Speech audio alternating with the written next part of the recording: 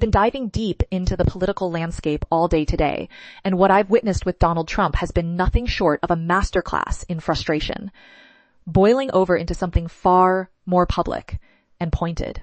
He has spent hours unleashing a relentless stream of criticism aimed directly at Fox News, the outlet many in his circle have long viewed as a reliable voice for their perspective, yet one he now treats as having crossed a serious line. The trigger for all this: the network's decision to host a Democratic lawmaker, Congressman Ro Khanna, during one of their programs. Rather than facing the kind of scripted confrontation that might have been anticipated, Khanna showed up prepared, stayed remarkably composed under pressure, and methodically laid out evidence-backed arguments about the real challenges ordinary Americans are facing right now in the midst of the current Trump administration.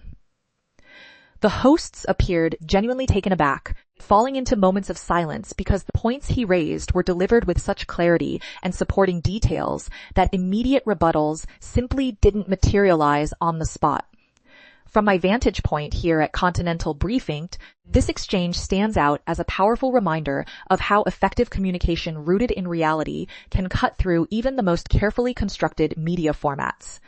Trump, who was apparently following along live, reacted with visible irritation, questioning aloud why such unfiltered statements were being permitted without stronger intervention. He then carried that energy over to his personal social media platform, Truth Social, a space that often functions more as an extension of his worldview than a neutral forum. There he launched into broadsides against both the network and the congressman himself, framing the appearance as a betrayal that undermined core conservative principles and the wider Republican effort.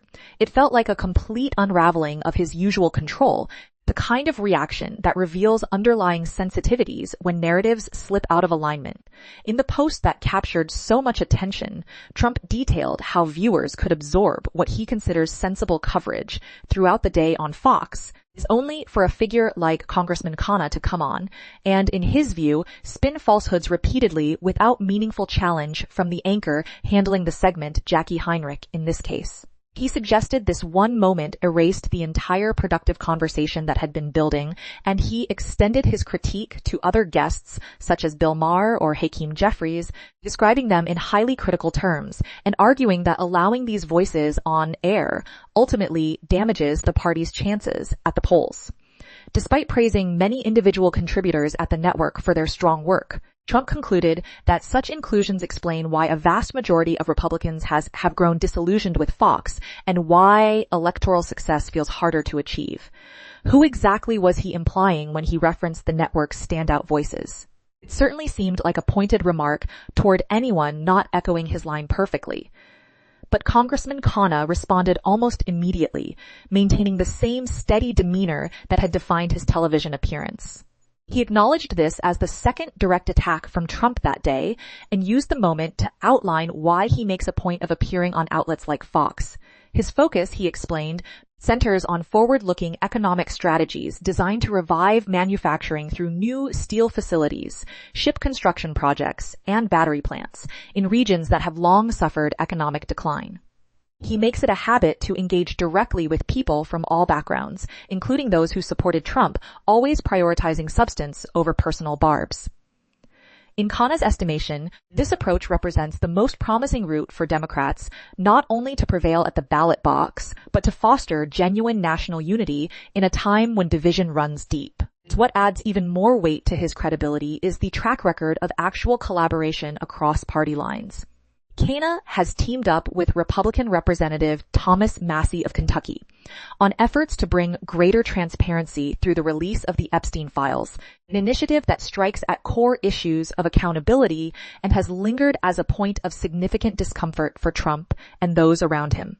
The administration's continued resistance to full disclosure on matters involving serious exploitation networks only intensifies public questions about priorities and openness at the highest levels of power.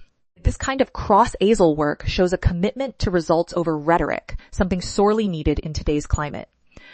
Going back earlier in the day, Trump had already zeroed in on Khanna with another message, branding him a radical congressman hailing from a struggling state like California. He insisted that platforms like Fox should bar such guests unless equipped with an interviewer ready to systematically dismantle every claim. Trump positioned his own policies as the savior of industries like steel, crediting aggressive tariffs for reversing damage he attributed to prior leadership. He portrayed the nation as revitalized and respected under his watch, while cautioning that Democrats would squander any gains if given the chance, bringing some concrete perspective into the conversation. As I always strive to do in these analyses, the historical record paints a different picture on manufacturing trends. Momentum in that sector built noticeably during the Biden era, yet that progress has encountered headwinds amid shifting trade dynamics and other pressures. The expansive tariffs rolled out have created complications for workers across multiple industries, often translating into higher costs rather than straightforward protection.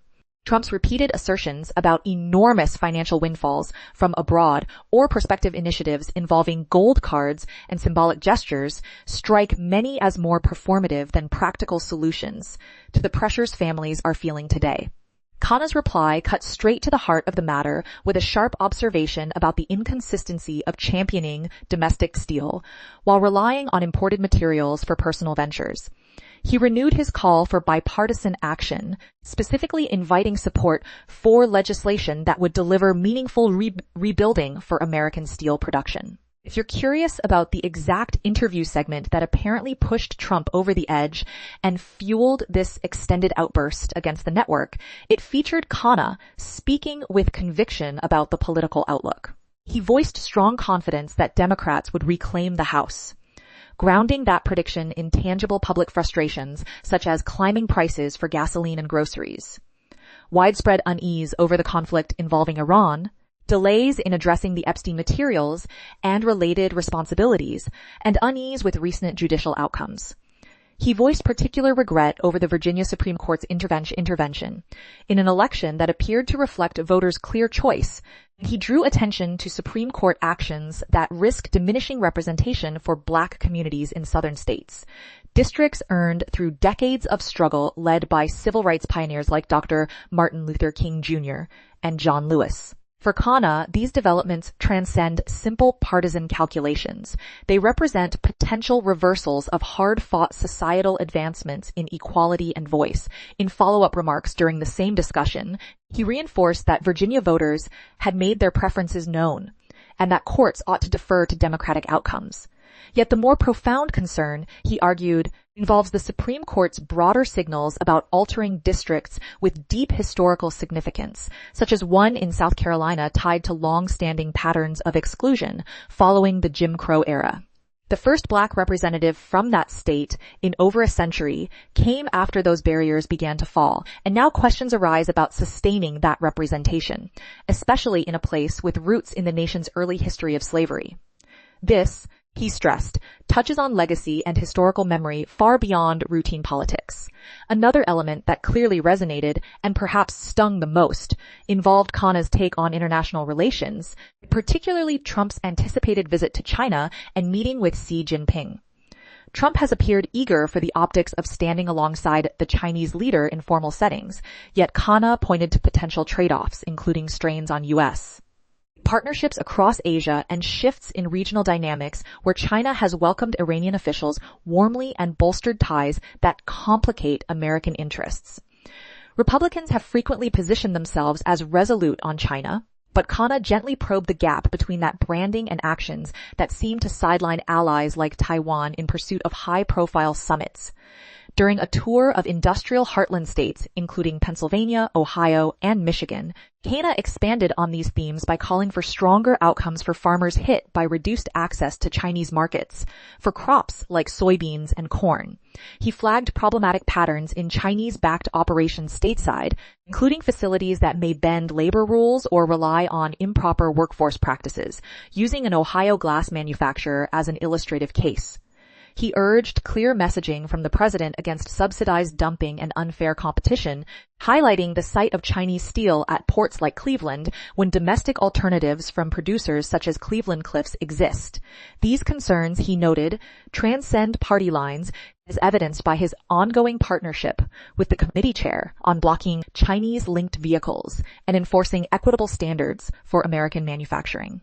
The dialogue then moved into sharper historical contrasts when Khanna joined Maria Bartiromo on another Fox appearance. There, he offered a favorable assessment of Barack Obama's diplomatic record, contrasting it favorably against the present moment. He recalled how coordinated international pressure had drastically cut Iran's stockpile of enriched uranium, avoiding the human and economic tolls seen later, including American casualties, energy price spikes, and expanded influence for adversaries in the region.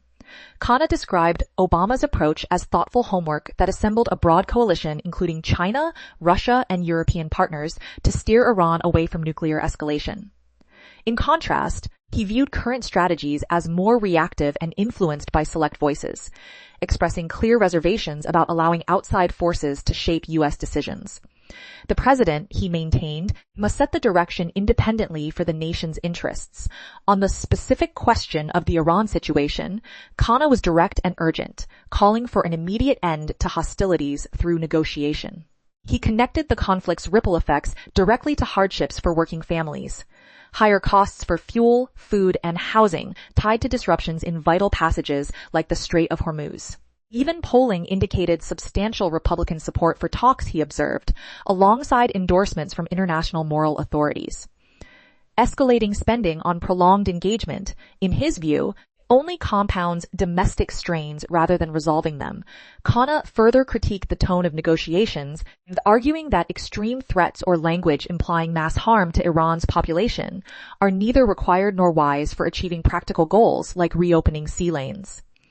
Drawing from conversations with Iranian activists and broader context, he advocated for measured, serious diplomacy over transactional bargaining suited to other arenas. Leadership at this level demands precision and foresight, not improvisation that risks broader fallout. Following Khanna's impactful segments, Fox appeared to seek equilibrium by featuring Kevin Hassett, a longtime economic voice associated with Trump, who has a history of upbeat projections that have not always aligned with subsequent events. Hassett framed potential growth, headwinds as originating from policy choices in Democratic-led states such as New York and California, suggesting they hinder national momentum. He asserted that prior job expansions were largely attributable to undocumented immigration, and that recent border measures have redirected benefits towards citizens in quality positions. Looking ahead, he forecasted robust expansion fueled by technological advances like artificial intelligence and heavy capital inflows, with GDP potentially climbing into the 4, 5, or even 6% range once factories come fully online. When pressed on immediate energy price pressures, Hassett acknowledged short-term elevations but expressed optimism about rapid relief once supply chains normalize, with futures markets signaling a forthcoming surge in available oil that could ease burdens ahead of key timelines. This outlook, while forward-looking, stands in tension with the lived experiences many families report and invites closer examination of underlying assumptions about timelines and external factors. Observing the full arc of these interactions, what emerges is a vivid illustration of competing visions for how political dialogue should unfold. Khanna's readiness to step into challenging venues, equip himself with verifiable information, and seek common ground on issues like trade fairness and accountability sets a constructive example amid an environment too often dominated by confrontation. The responses it provoked, from high-level attacks to counter-programming, only emphasize the stakes involved in narrative shaping. In wrapping up my thoughts on this episode, the day's developments highlight a persistent choice facing our political system. It's whether to embrace evidence-driven conversation that bridges divides or to double down on exclusion and deflection when confronted with inconvenient realities. As we navigate these tensions, it is worth pausing to consider how such moments shape public trust and the prospects for meaningful solutions in the years ahead. Perhaps the real test lies in whether we prioritize facts over fury in pursuit of a more united future.